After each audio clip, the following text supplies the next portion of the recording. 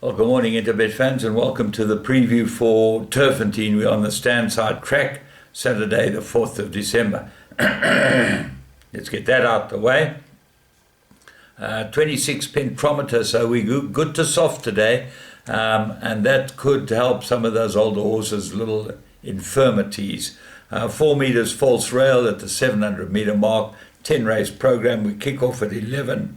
Let me see what that says, 11:30, and with a 1,000 meter maiden plate.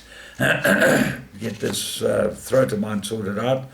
Make it an absolute two-horse race. Tracy's Princess, 14-10 favourite, was backed heavily to be first-timer favourite and got well beaten, but there must be something there. Sam Nasir, very competent, gets a chance on it. Number 10, Caruso's got some sort of chance, but the horse that might upset the apple cart is Donovan Cooper's ride, number 2, COVID Operator. I think this horse is good value, and I expect it to go very, very well. Right, let's have a look at race 2. It's the first leg of your bipot, 104 merit-rated handicap over 2,000 metres, and the winner of the big race on, excuse me, goodness gracious, very difficult. Anyway, the winner of the big race on Tuesday, Marching On Together, keeps his place in the lineup, and he will be very hard to beat. He's much better than this lot, and if he hasn't taken too much out of himself in the Tuesday run, he could easily win it. Remember, the Australians always did this Saturday. They ran horses in their prep warm-ups for the Tuesday in the Melbourne Cup, and they did win a number of times. Leopold looks like the 2,000 metres will suit him, and he looks like the big danger to me. He's 5-1, but the favourite is Infinite Wonder. Look, it's relatively unexposed, this horse, but I don't know. I don't think quite good enough to be able to beat a horse like Marching On Together, who's a tried and tested stayer and goes really, really well. Might be a bit sharp for him, but with the holding going, should come up trumps. Willow's Wish comes off a rest, so who knows about him. And then Category 4, always pretty competitive. Race 3, Maiden Plate, 1,000 metres. And Bethany's your favourite, number 7's second run after a rest. I'm not keen on that. Gets a 4-kilogram claimer. Draw 12, that should help it down the straight. Roy Magna's runner, Bethany, looks like a very difficult nut to crack.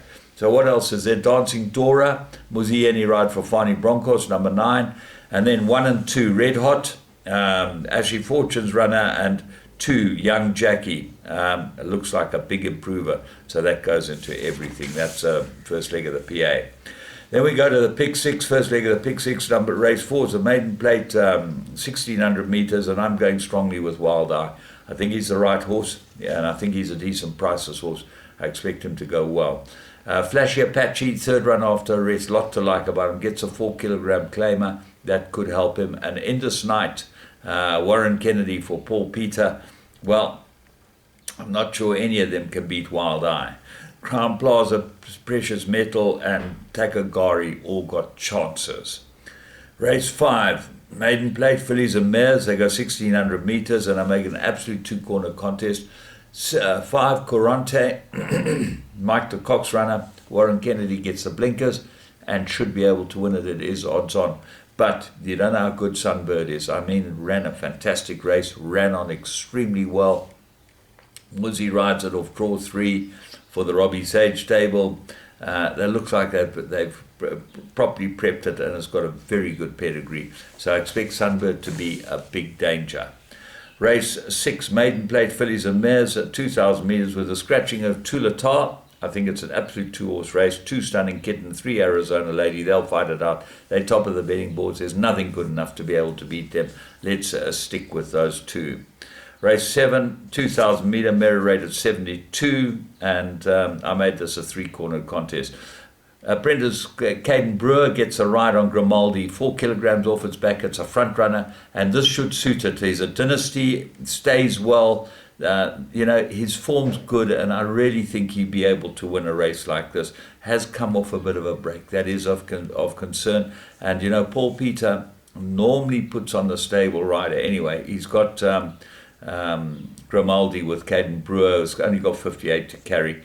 Call Me Master looks like a big danger. He's the favourite, Muzieni. He's certainly improved since he's been with the stable, Sage stable. Expect him to go well. And then the key to the race is number 11, Jaipur Jewel. Now, why is it the key? Because it's a maiden. It's only had 3 runs, and Mike de Kock is very good at doing this. He gives them the 3 runs, and then he puts them in a handicap.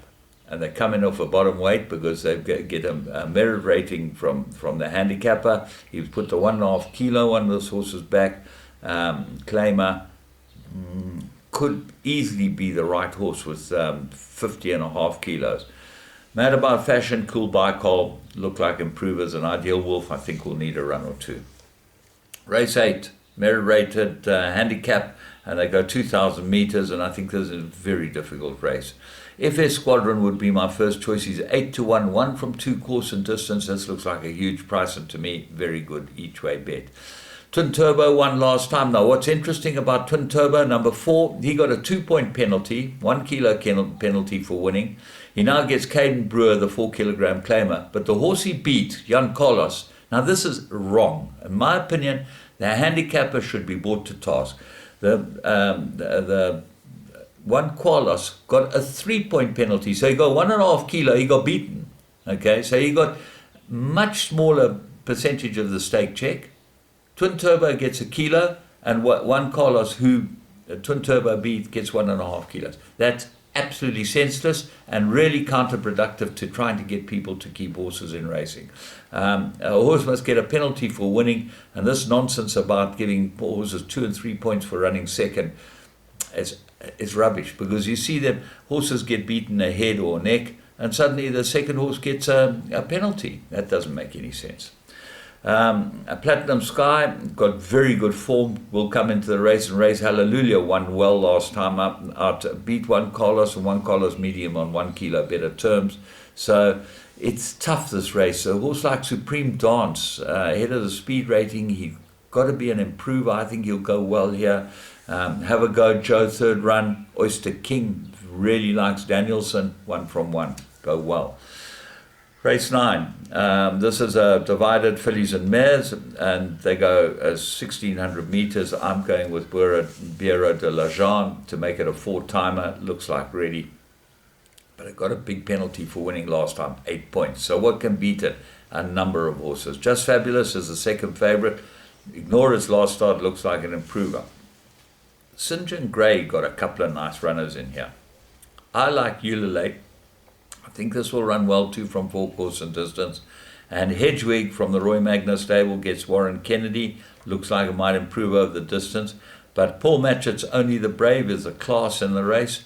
It's been running against much better than this. So all of them look like they've got chances if the hot favourite Bureau de la Jeanne does get caught up by its 8-point penalty. Race 10, divided handicap fillies and mares. And when you look at this race, you say, I immediately said Halloween. Right horse, looks like the business, should be able to win. But drawn 11, Kabela Matsame, he's got a job to do on it. And there are a couple of decent fillies in here. Damova won extremely well first time, second time. And remember, there's been winners from both her runs. 3 winners from her first run and 2 winners from her second run. That's good form. Emerald Princess is your favorite, got very good form as well. Last run, exceptional. Calvin Habib rides Trump My Queen for Gavin Funzel. What's interesting is Warren Kennedy sticks with Scottadito, which he won on last time, and they put the blinkers on that. So all of them come into the race with a chance. All in all, I think it's a very nice day's racing, and the horses will love the going. I'm looking forward to Turffontein today. I know you got the big racing in Cape Town, but certainly worth having a play at Turffontein. And remember, bet on Interbet, bet on the tote.